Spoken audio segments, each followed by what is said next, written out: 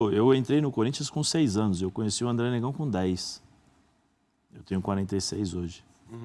Então, e ele já teve em alguns momentos alguns problemas com declarações, com posicionamentos, com posturas dentro do Conselho, dentro do Corinthians ele já teve alguns conflitos internos. E eu achava, desde o começo da campanha dele, eu não conseguia entender por que a situação optou por esse nome que já era tão polêmico, né? Ele já tinha causado uma certa polêmica dentro e fora do clube, então me parecia uma oportunidade para a oposição vencer. Por exemplo, se fosse o Andrés, o Sanches, o candidato da situação, por todo o histórico, a força que ele tem, eu acho que a chance de sucesso... Né, quem bancou, Bubu, quem bancou o nome André Negão foi o Andrés. Foi o Andrés.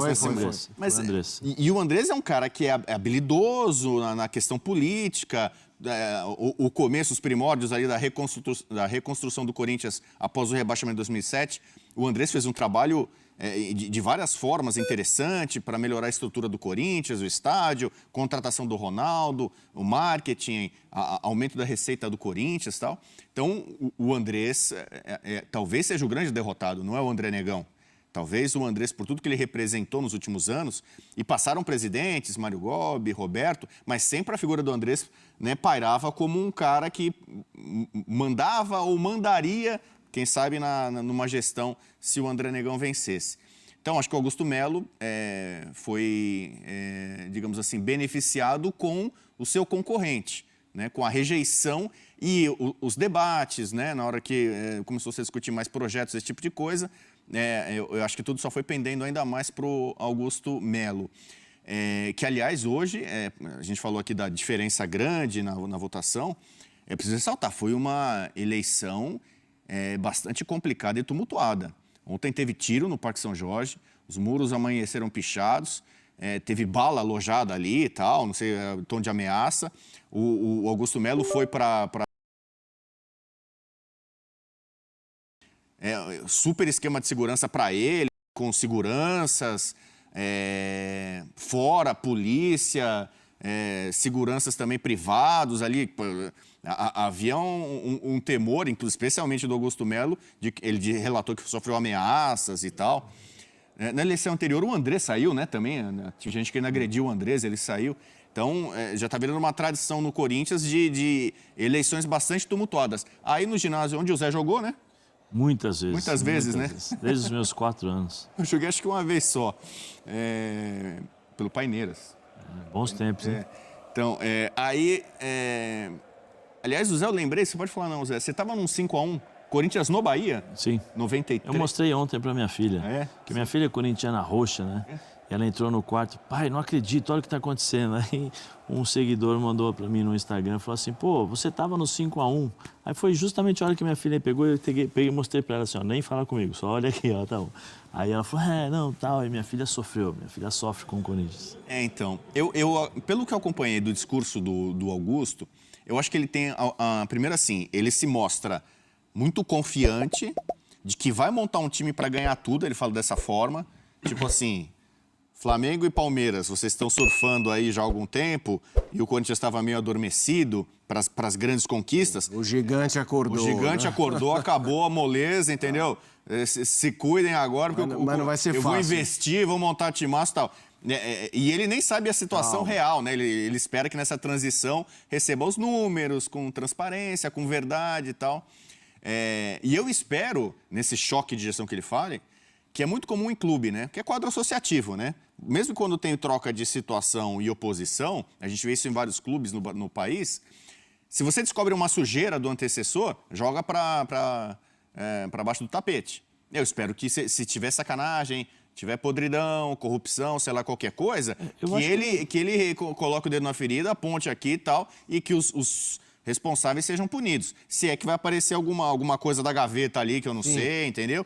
Que é muito comum em quadro associativo, e aí depois você meio que afasta ali, põe de lado um dirigente, mas ele não acaba pagando pelo que fez, né? Tem um projeto dele que eu também acho que é interessante, que é da Arena, e não se refere à dívida. Ele diz que vai aumentar a capacidade de público da Arena, da Neoquímica Arena. A ideia dele é colocar quase mais 20 mil lugares, e é claro que isso daria né, mais dinheiro para o Corinthians, as rendas seriam maiores, e ele poderia atender o povo ali, né, especialmente, né, porque com a elitização no futebol de uma forma, né, geral, mas sobretudo nas arenas modernas, né, a torcida do Corinthians é monstruosa, né, e às vezes muita gente não tem acesso, né, pelo preço dos ingressos. O Corinthians é um dos clubes que cobram ingressos mais caros, o Palmeiras, o Corinthians e tal. Então talvez ele com mais capacidade ele possa fazer setor mais popular. Né, para um clube como o Corinthians, é um pouco o que o rival São Paulo está fazendo, né? O São Paulo, mas por conta da capacidade do Morumbi, que é maior. Então o São Paulo consegue destinar ingressos populares. O Corinthians hoje não consegue. Então eu acho que é uma bandeira que ele está tratando, e como a gente fala de Corinthians e da multidão que tem, eu acho que é algo inteligente a se fazer. Precisa ver, nessa reta final da eleição, muita coisa tomou conta do noticiário em relação à dívida do Corinthians com a Arena. Né, esse acordo, essa proposta que, sobretudo do Ilho, né? Do Ilho foi lá com o Lula, camisa do Corinthians, né? Parecia exatamente uma jogada política muito oportuna antes da eleição, né? E que, se foi isso mesmo, deu errado, né? Ele perdeu a eleição. Mas será que todas essas benesses ou vantagens que o Corinthians teria com esse novo acordo, se isso vai continuar nessa nova gestão? Porque a dívida do Corinthians fora a Arena já é grande o suficiente, quase 900 milhões, mas o Corinthians é um clube com poder de faturamento muito grande, né? Não dizendo que 900 milhões você paga fácil, sim, mas o Corinthians tem de onde tirar isso para quase em um ano. Um ano bom do Corinthians, ele fatura isso. Mas a Arena virou uma espécie de estorvo, né? Um problema que até agora foi sendo empurrado com a barriga, né? Vamos alongando, alonga a dívida, vamos começar a pagar em 2025 e tal. E na gestão do Augusto Melo, ele vai ter, digamos, esse abacaxi para resolver. Se é que não já está resolvido com a Caixa. E eu não sei se o pessoal da situação agora vai entregar de mão beijada para o opositor, né? Toque Arena quitada, seja feliz. Remata aí, Zé. Não, eu sinceramente, eu vi, tentei entender, não, nós vamos quitar a dívida. Como quitar a dívida do estádio? É sempre um papo de louco. Não, como que é quitar a dívida? Então tá bom, eu pego a dívida da Caixa, eu pago a dívida da Caixa e aí a dívida da Caixa... evapora. Aí não tem mais, não tem mais. O Corinthians não quer dizer que não tem dívida. Sabe, são histórias... E gozado, uma semana antes de acabar a eleição, por que não fez isso logo quando entrou? Sabe, umas coisas assim que eu acho que ao invés de... Sabe aquela coisa do tiro saiu pela culatra? Não porque...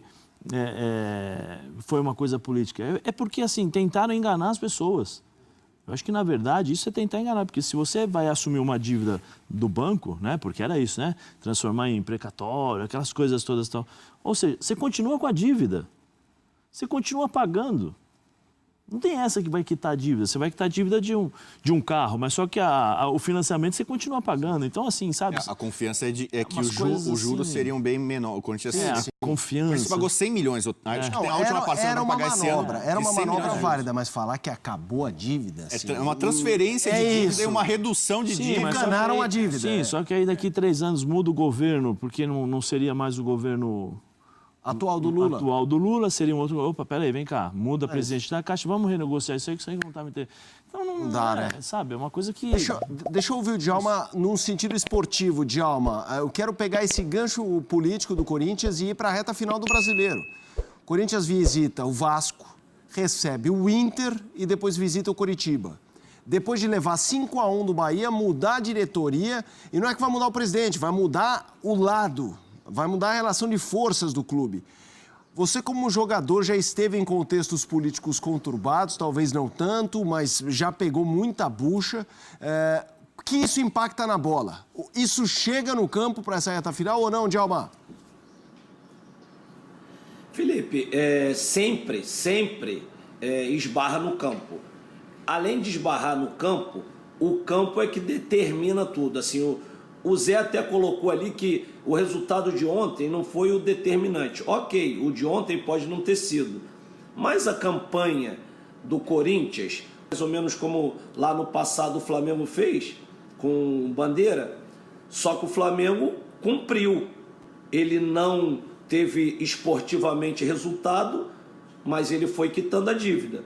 Aí a gestão do Bandeira continuou e continuou. Essa gestão que estava aí no Corinthians, ela fez muitas coisas, conquistou muitas coisas para o Corinthians, tem muito grande time para competir com Palmeiras e Flamengo. Com todos, né? Mas os dois melhores aí em termos de elenco, de contratação, de problemas. Ele promete tudo isso? Vamos esperar para ver, né? Agora, dentro do campo, reflete porque é um grupo que já está acostumado, que agora virou o grande objetivo do Corinthians, que é se salvar, que ninguém estava pensando nisso, mas corre o risco. E a partir do ano que vem a gente vai ver como é que vai fluir com Augusto no poder e sem essa galera que ficou aí durante muitos anos comandando, que teve seus méritos, mas que no final, assim, eu acho que toda mudança também é válida. E acho que a eleição, as pessoas, elas ditam muito, às vezes, uma eleição. Eu acho que a escolha do candidato, da situação, foi equivocada, principalmente quando você via os debates, as conversas. Na minha opinião, uma falta de preparo no debate, na conversa. Eu acho que isso influenciou também. Também acho, Djalma. Vamos seguir. Fala, fã de esporte, o Corinthians tem um novo presidente. Augusto Melo foi eleito em uma votação histórica. Na história do Corinthians, foram 4.184 votos. 20 urnas eletrônicas apuradas e 40 votos no papel. Augusto Melo venceu em todas. Um total de 66,22% contra 33,78% do candidato da situação, André Luiz Oliveira, o André Negão.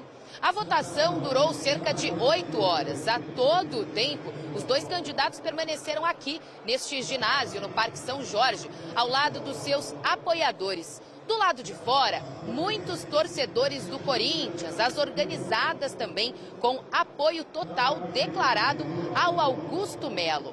Quando se iniciou a apuração, Augusto Melo e André Negão estiveram juntos, mas antes mesmo de terminar, o candidato da situação deixou o ginásio.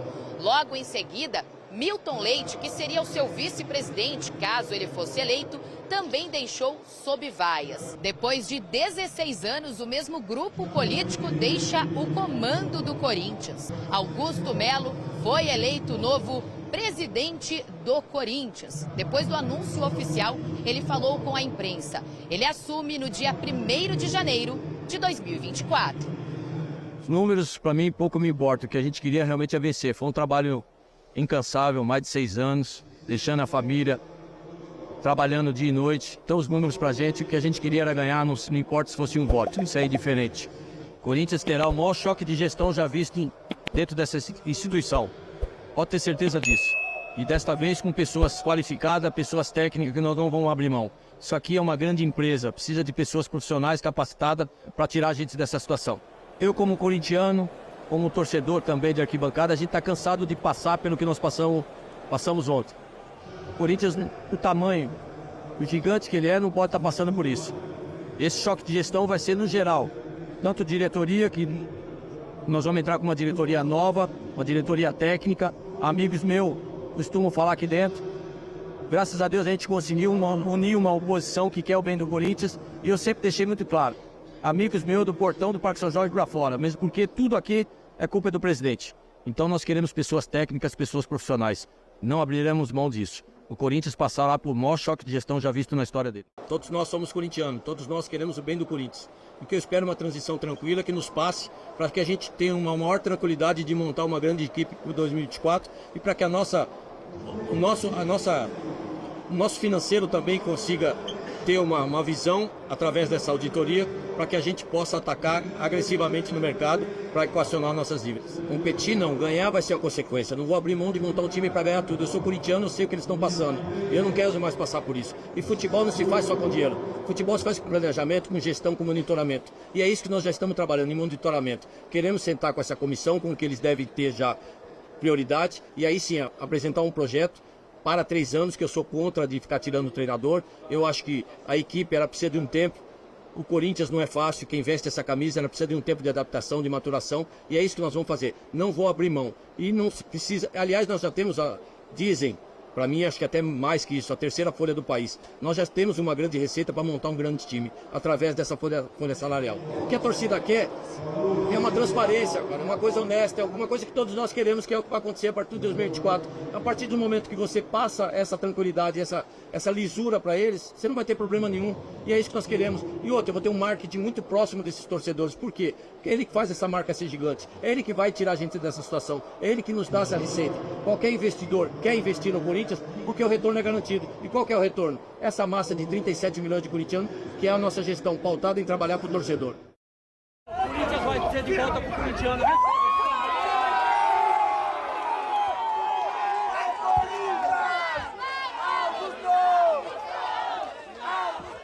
Salve, salve Corinthians, salve, salve fiel torcida. Então, enfim, tivemos aí o Augusto Melo vencendo a eleição para presidente do Corinthians. Olha só que bacana.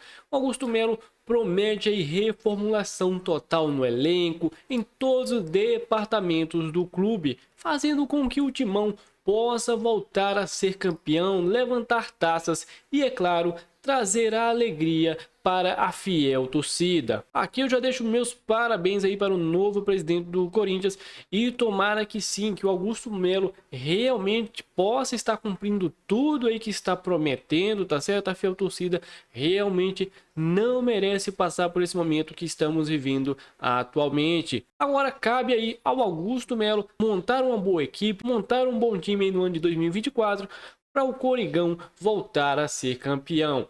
Mas e o que você achou dessa eleição do Corinthians? Tivemos aí o Augusto Melo derrotando o André Luiz, mais popular André Negão. Deixa aí nos comentários o que você achou sobre isso, tá certo? Deixa o seu like também, que é muito importante. E é claro, já se inscreve aí no canal para você acompanhar as notícias mais relevantes do nosso Corinthians. Então, vamos para cima, Timão! Puta que saudade!